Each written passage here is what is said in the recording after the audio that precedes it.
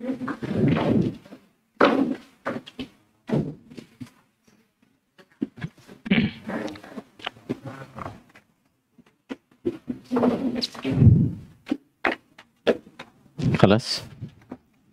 Assalamualaikum warahmatullahi wabarakatuh.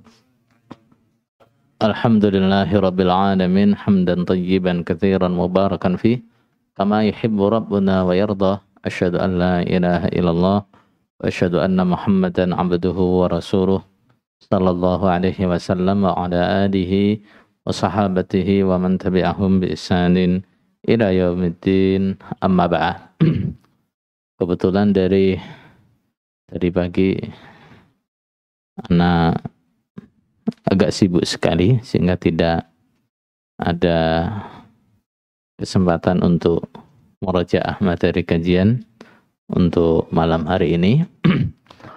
Maka kebetulan juga di sini ada beberapa pertanyaan, atau lebih tepatnya ini adalah bantahan dari saudara kita yang di sana, yaitu saudara Jokam. Ini mungkin ditulis di kolom komentar YouTube atau gimana, terus saya dikirim oleh admin. Baik.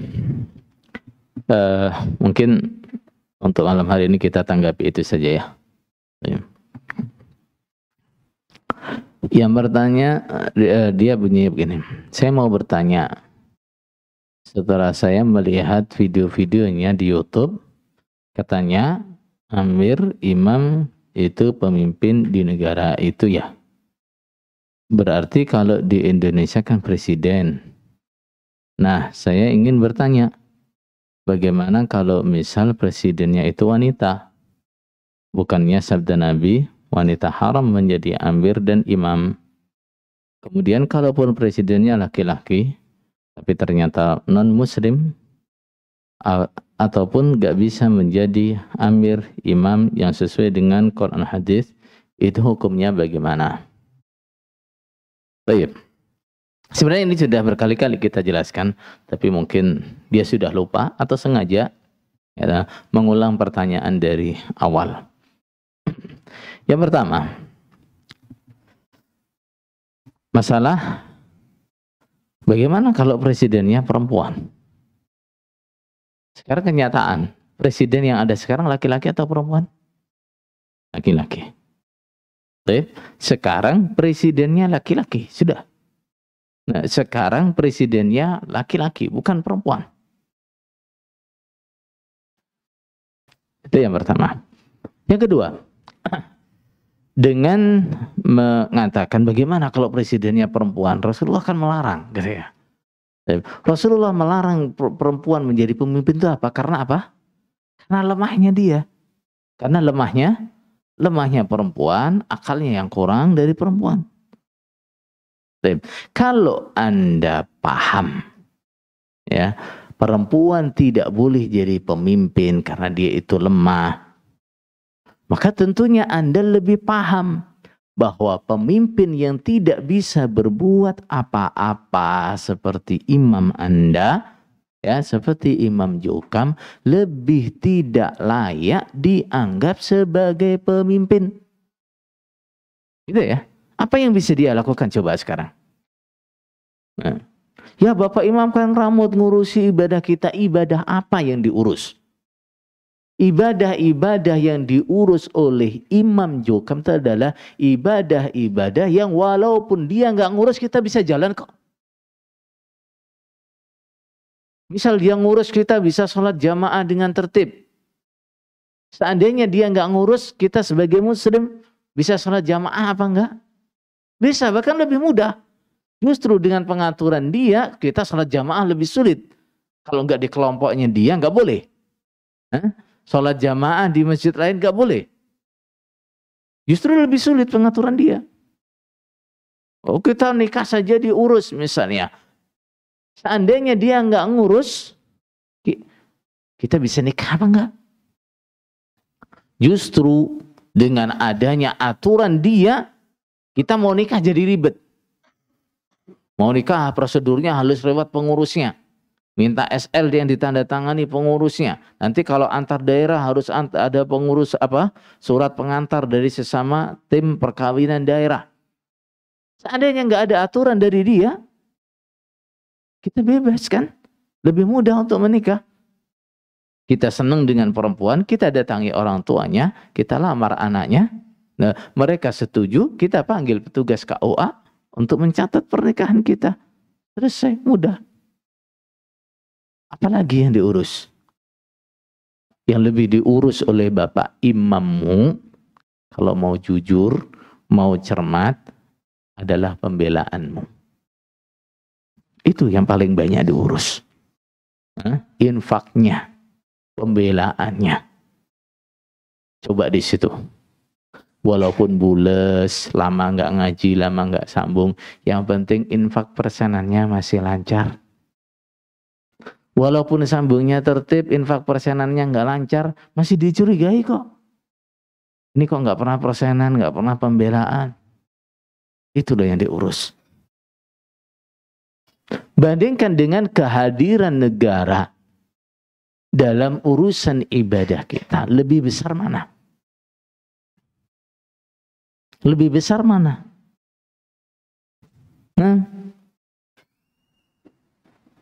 Lebih besar mana kehadiran negara, pemerintah daripada kehadiran Imam Jukam dalam urusan ibadah? Yang katanya ini ya, dia mengaku hanya mengurus masalah ibadah saja. Gitu ya. Jadi kalau Anda paham wanita tidak boleh jadi pemimpin, maka seharusnya Anda juga paham bahwa orang yang tidak bisa berbuat apa-apa, yang hanya ngumpet terus nggak mau dibilang imam, kalau di luar nggak mau dibilang imamnya, saya bukan imamnya. Bahkan sekedar dimintai klarifikasi, datang ke MUI aja nggak mau kok, nggak berani kok. Nah, imam apa itu coba? Imam apa? Nah, sekarang bagaimana kalau imamnya non-muslim? Sekarang pertanyaan, di Indonesia sudah pernahkah imamnya non-muslim, presidennya non-muslim? Belum pernah. Nah, sekarang presidennya muslim atau bukan? Betul. Nah, itu yang pertama. Yang kedua, katanya kita bebas mencari ilmu di mana aja. Nah, apakah antum menuntut ilmu juga di kajian Ustadz NU Muhammadiyah dan lain-lain? Kita belajar ilmu kepada siapa saja. Nah, yang penting apa? Nah, kita tahu yang dia ajarkan benar. Nah, tidak peduli dia itu berada di lingkungan mana. Yang penting yang dia ajarkan benar, kita bersedia belajar kepada dia. Betul? Yang ketiga katanya, aku pernah dengar bahwa yang mengatakan kafir di luar golongan itu bukan Pak Nur Hasan, melainkan orang-orang yang sudah keluar. Nah, aku percaya karena aku memang gak pernah sekalipun menganggap orang-orang di luar golongan itu kafir, melainkan ya karena belum mendapat petunjuk saja. Ada beberapa kemungkinan. Kemungkinan yang pertama, penanya sedang berbohong. Seperti yang biasa diajarkan di kelompoknya. Nah, dia sedang berbohong. Nah, sehingga dia mengelak bahwa selama ini dianggap mengkafirkan orang Islam di luar kelompoknya. Kalau dia sedang berbohong, nah maka saya ingatkan, bagaimana Anda ingin mendapatkan pemahaman yang benar bila Anda tidak bisa jujur dengan apa yang Anda pahami sekarang. Nah, kalau ingin mendapatkan pemahaman yang benar, yang pertama kali Anda harus jujur dengan apa yang Anda pahami sekarang. Selagi Anda nggak bisa jujur dengan apa yang Anda pahami, tanya kemanapun, Anda nggak akan mendapatkan jawaban yang tepat. Nah, karena apa? Anda enggak jujur, Anda bohong. Kemungkinan kedua, Anda nggak tertib sambungnya. Nggak tertib sambungnya, kurang tertib sambungnya. Nah, atau kalau ngaji mungkin ngantuan. Jadi apa yang disampaikan di pengajian nggak pernah diperhatikan. Nah, kalau nggak percaya, coba simak lagi bagaimana ucapan imamnya. Orang di luar jamaah itu nggak hanya kafir kalau katanya imamnya, ya, lebih buruk dari itu. Nah, penasehat yang lain juga sama kok. Nah, ini kemungkinan yang kedua, bahwa mungkin yang tanya ini nggak tertib sambungnya, ya, atau kalau ngaji ngantuan nggak mau orang memperhatikan, sehingga apa yang disampaikan di pengajian dia nggak pernah dengar. Sudah? Nah, bukti-bukti bahwa juga mengkafirkan muslim di luar kelompoknya itu sudah cukup banyak, cukup terang. Kalau Anda hanya bilang saya nggak merasa mengkafirkan, mungkin Anda sendiri. Nah, kemungkinan yang ketiga, memang penanya betul-betul tidak memiliki pemahaman muslim di luar jamaah Jukam itu kafir. Kalau Anda betul-betul memiliki pemahaman seperti itu, saya doakan mudah-mudahan Anda segera mendapatkan hidayah, bisa segera taubat, meninggalkan kelompok ini. Yang keempat, mengapa saya justru merasa benar-benar nikmat iman, saudara seiman itu di jamaah ini? Saya khawatir justru misal ke jamaah ibadah saya malah kurang tertib dan lain-lain. Masya Allah. Nikmat iman seperti apa yang Anda maksud?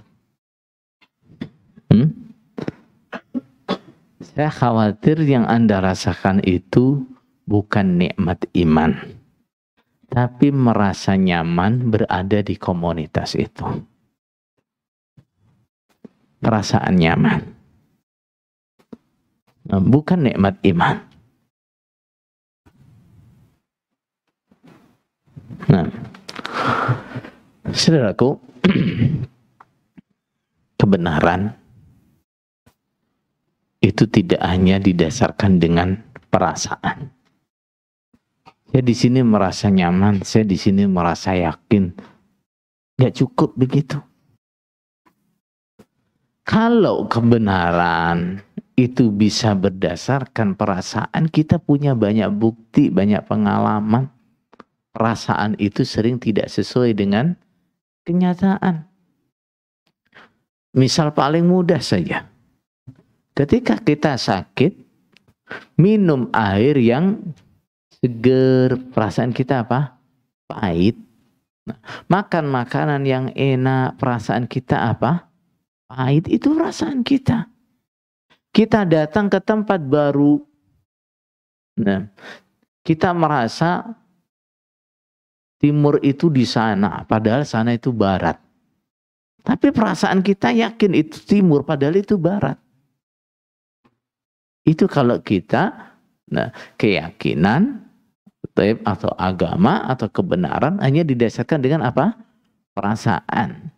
Saya merasakan kebenaran itu adanya di sini. Saya merasakan nikmatnya iman itu adanya di sini. Nah, yang Anda rasakan sebenarnya itu bukan nikmatnya iman, tapi Anda sedang merasa nyaman di situ. Entah karena Anda di situ mungkin merasa dapat keuntungan secara duniawi, atau di situ Anda mendapatkan teman-teman yang cocok dan sebagainya, apapun alasannya, ya, kenyamanan Anda itu bukan dalil. Dalil itu adalah Al-Quran dan Sunnah. Kemudian apa? Saya merasakan nikmat saudara seiman itu di dalam jamaah ini. Nah, Rasulullah Sallallahu Alaihi Wasallam memerintahkan kita itu bersaudara atas dasar apa? Atas dasar Islam. Al-muslimu akhul muslim. Semua orang Islam itu adalah saudara bagi semua orang Islam. Kalau Anda bisa rukun, menyaudara dengan orang yang ada di kelompok situ saja, tapi dengan muslim yang lain tidak merasa sebagai saudaranya. Dengan muslim yang lain tidak merasakan persaudaraan. Pertanyaan saya adalah, Anda merasa enggak bahwa Anda ini bagian dari umat Islam? Kalau Anda merasa bagian dari umat Islam, perbaiki mindset persaudaraannya. Persaudaraan itu bukan atas dasar dia di organisasi yang sama dengan saya. Ukhuwah Islamiyah itu dasarnya adalah selagi dia muslim, dia adalah saudara saya. Nah, dalilnya bukan al-jukam akhul jukam, tapi al-muslim akhul muslim.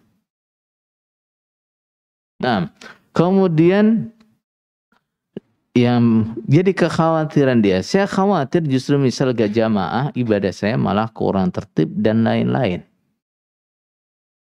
Baik. Tergantung apa niat Anda, apa motivasi Anda keluar dari jukam. Kalau Anda keluar dari jukam hanya karena ingin lepas dengan rutinitas jukam, ya, karena nggak tahan dengan pembelaannya, nggak tahan dengan peraturannya, terus Anda pengen keluar, mungkin. Nah, setelah Anda keluar merasa bebas, merasa nggak ada yang ngawasi, kemudian ibadah semaunya sendiri. Tapi kalau niat Anda meninggalkan jukam adalah, saya ingin menatapi yang benar, saya ingin beribadah yang benar, saya ingin beragama yang benar. Nah, keluar dari jukam, ibadah Anda akan lebih baik. Keluar dari jukam, nah, iman Anda, akidah Anda akan lebih baik. Tergantung apa tujuannya. Nah, ya, apalagi kalau tujuannya konyol kayak yang diisukan di jukam, katanya apa? Nah, ada beberapa orang yang diiming-imingi oleh Pak Khalil, kalau mau keluar dari jamaah dikasih hadiah 150 juta katanya. Apalagi kalau tujuan keluarnya itu. Nah, nanti nggak dapat, akhirnya balik ke jukam lagi. Jadi, apakah ibadah Anda akan lebih baik setelah keluar dari jukam? Tergantung apa niat Anda keluar dari jukam. Betul? Kemudian yang kelima, bukankah orang salafi itu terpecah menjadi beberapa golongan juga? Bukankah itu buah dari perbedaan pendapat ulama yang ada di dalamnya? Sekarang saya tanya, salafi itu ketuanya siapa? Salafi itu organisasi yang didirikan kapan? Kalau Anda bisa menemukan siapa ketuanya salafi misalnya di Indonesia, atau misalnya ketua salafi di Lampung, atau ketua salafi di Natal lah. Nah, siapa? Kemudian plang-plang organisasinya di mana, kantornya salafi di mana, gitu ya. Kalau Anda bisa menemukan itu, dan nanti Anda baru bisa bicara katanya salafi terpecah belah. Anda perlu tahu bahwa salafi itu bukan golongan. Salafi itu bukan organisasi. Salafi itu bukan perkumpulan. Salafi itu adalah metode dalam beragama. Yang siapapun tahu artinya salafi, dia akan senang menamakan dirinya sebagai salafi. Nah, kata salafi diambil dari kalimat salaf yang artinya adalah generasi awal, generasi terdahulu. Adapun yang dimaksud adalah 3 generasi awal dalam Islam, yaitu generasi sahabat, tabi'in dan tabi'it tabi'in. Itu namanya apa? Salafi. Orang-orang yang cara dia beribadah, cara dia memahami Al-Quran dan Sunnah merujuk kepada 3 generasi ini, maka dia disebut dengan apa? Salafi. Dia disebut dengan salafi. Sehingga ketika Anda menjumpai kelompok fulan mengatakan kelompoknya adalah salafi, kelompok fulan juga mengatakan kelompoknya adalah salafi, kelompok fulan juga mengatakan kelompoknya adalah salafi, bahkan Jokam juga ada yang bilang kan, nah, bahwa salafi sebenarnya adalah Jokam, ya enggak? Jokam ada yang bilang gitu loh, ya, bahwa salafi sebenarnya adalah Jokam, bahkan Jokam itu adalah salafi puritan katanya. Nah, itulah artinya. Nah, ketika Anda mengatakan kelompok sana juga bilang namanya salafi, kelompok sana bilang salafi, kelompok sana bilang salafi, kelompok sana bilang salafi, itu karena apa?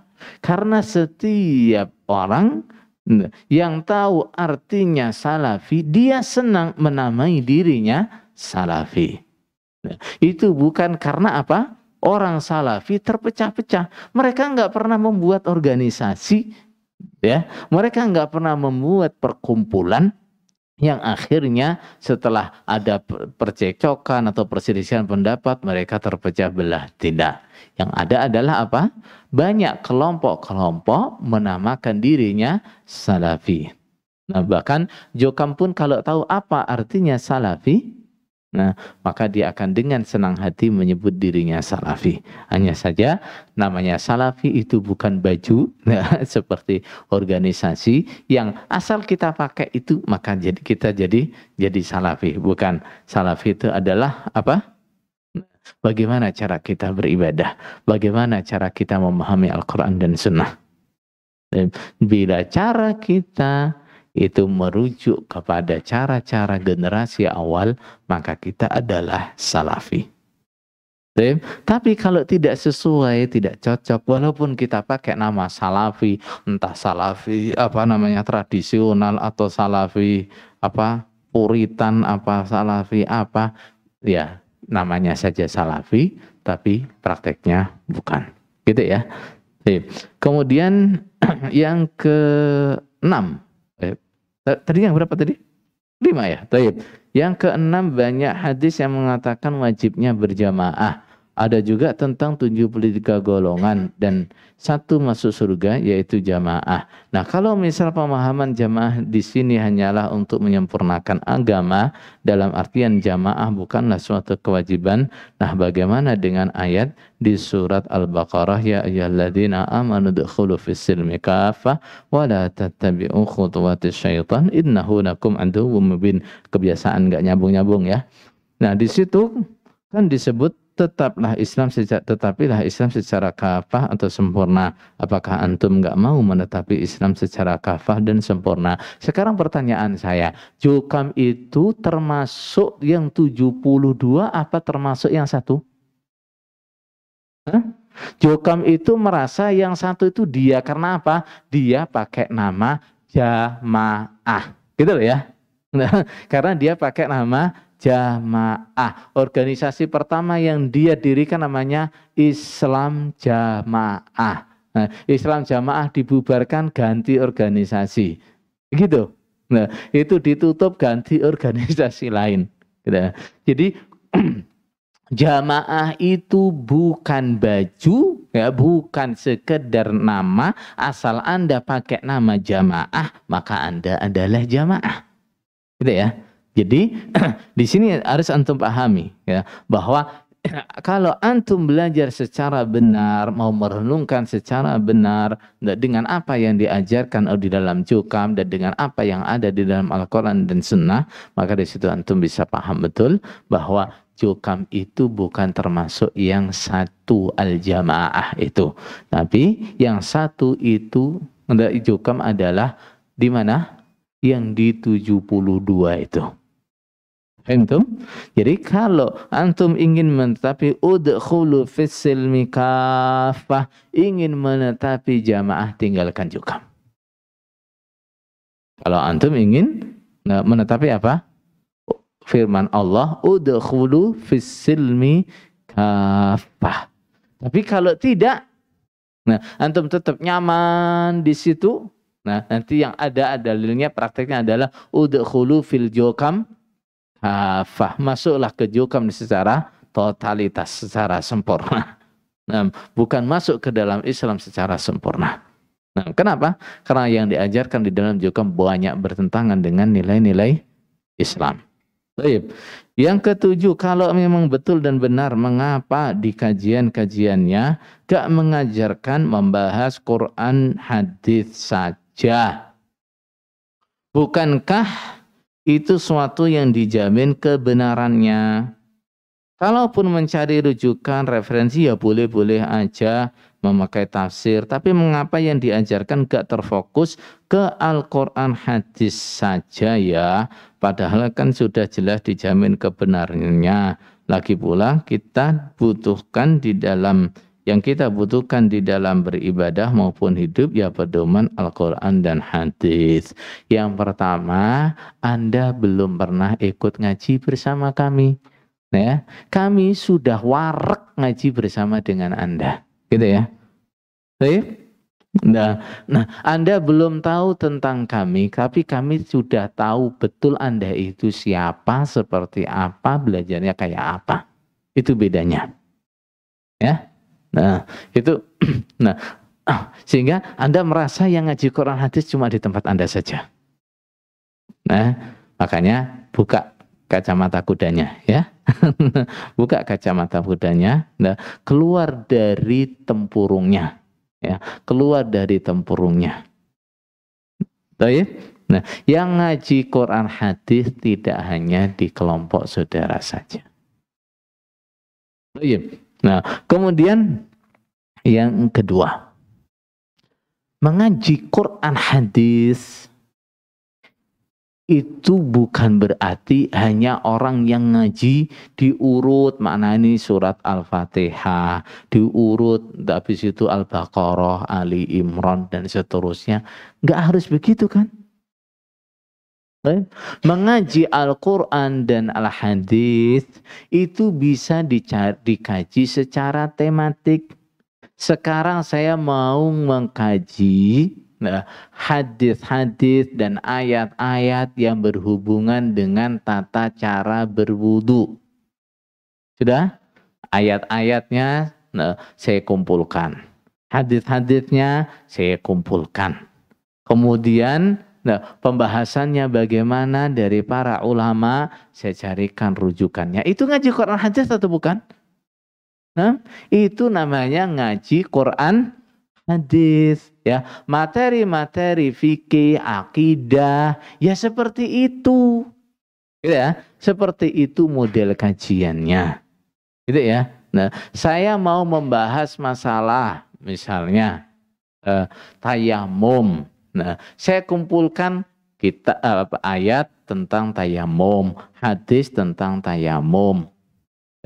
Kemudian saya bahas bagaimana tata caranya tayamum, dalilnya ini. Kapan boleh tayamum, dalilnya ini. Itu ngaji Quran hadis apa enggak? Nah, ini masalahnya juga Miki. Nah, kalau sampean ngaji Quran hadis itu harus seperti caranya Jokam, gimana? Dimaknani satu-satu. Alhamdu utawi sekabai puji iku lillahi kedue Allah Rabbil alamin, pangerane saalam kabeh. Nah, terus diterjemahkan secara global. Itu namanya mengkaji. Nah, itu menurut Jokam itulah ngaji Quran hadis. Sebenarnya kalau kita paham artinya mengkaji atau mengaji itu apa? Mendalaminya toh. Kalau yang dilakukan itu hanya menerjemahkan saja. Sedangkan perintah Allah adalah apa? La'allakum Qilun, agar kita menggunakan akal kita untuk apa? Memahami Al-Quran itu dipahami, gitu ya. Quran itu isinya hukum, Quran itu isinya nasihat, itu isinya Quran seperti itu. Ya, kalau orang ngaji hanya diterjemahkan tok, nanti nggak ada pendalaman hukumnya apa, pendalaman nasihatnya apa, itu namanya apa? Bukan ngaji, itu namanya cuma menerjemahkan saja, gitu ya. Nah, kemudian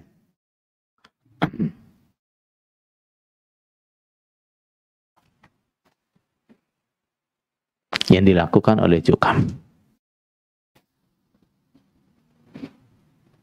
mereka sebenarnya begini nih. Sebenarnya Jukam ini dibuat lari dari hasil kajian ulama-ulama, gitu ya. Dengan dalih kita ngajinya Quran hadis saja. Nah, kita ngajinya Quran hadis saja yang sudah dijamin pasti benarnya. Itu hanya dalih. Kenyataannya di situ di dalam Jukam adalah apa? Kita dihindarkan dari kajian ulama-ulama ya, yang mereka dapatkan dari Al-Quran dan Sunnah, diarahkan untuk mengikuti apa yang disampaikan oleh guru-guru mereka. Gitu loh. Nah, jadi Anda di situ bukan kok diajak netepi Quran hadis, enggak. Nah, yang lebih tepat di situ Anda adalah diajak mengikuti omongan imam Anda. Gitu. Oh iya. Nah, mau jujur. Sekarang di Jukam itu siapa ulamanya? Isinya orang-orang awam. Nah, isinya orang-orang awam. Anda kalau yakin bahwa imam Anda itu seorang ulama, dengerin saja. Nah, dengerin saja ceramahnya, dengerin saja nasihatnya. Lalu pantaskah Anda meyakini bahwa imam Anda itu adalah ulama? Penerobos, pengurus-pengurus pusat saudara, coba. Nah, suruh ngomong. Anda dengarkan. Nah, pantaskah mereka itu disebut sebagai ulama? Nih. Kemudian sekarang Anda tidak boleh mengikuti penjelasannya ulama-ulama. Tidak boleh mengikuti madhab-madhabnya ulama. Dengan dalih kita netepi Quran hadis saja. Tapi sebenarnya itu tidak. Anda disuruh meninggalkan ulama, disuruh mengikuti orang bodoh. Itu saja kasarnya. Jelasnya begitu. Nah, tidak boleh mengikuti ulama, gantinya mengikuti orang bodoh. Kita nggak madhab-madhaban, bukan nggak madhab-madhaban. Yang dipraktekkan di Jukam itu justru menimbulkan madhab baru. Munculnya madhab baru dan paling nyeleneh dalam sejarah Islam. Madhab yang paling ngawur dalam sejarah Islam. Itu. Baik. Kemudian itu yang dari Jukam itu ya. Kemudian ada lagi pertanyaan, tapi ini dari teman mantan ini.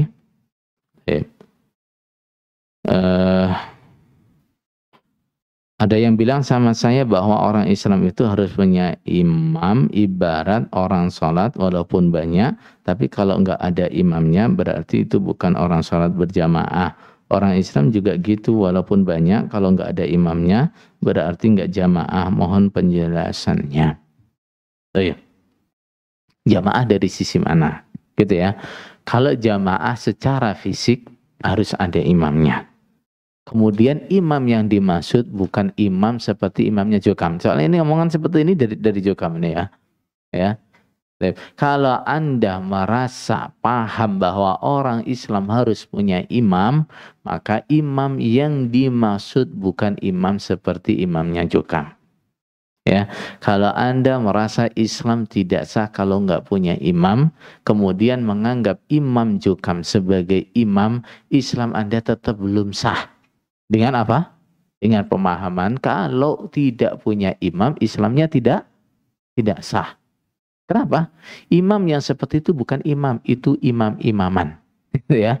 Nah, itu orang dagel, ya, nah, ngelawak. Nah, terus peran imam-imaman, tapi ketika memerankannya terlalu dihayati sehingga merasa jadi imam tenanan. Ini ya.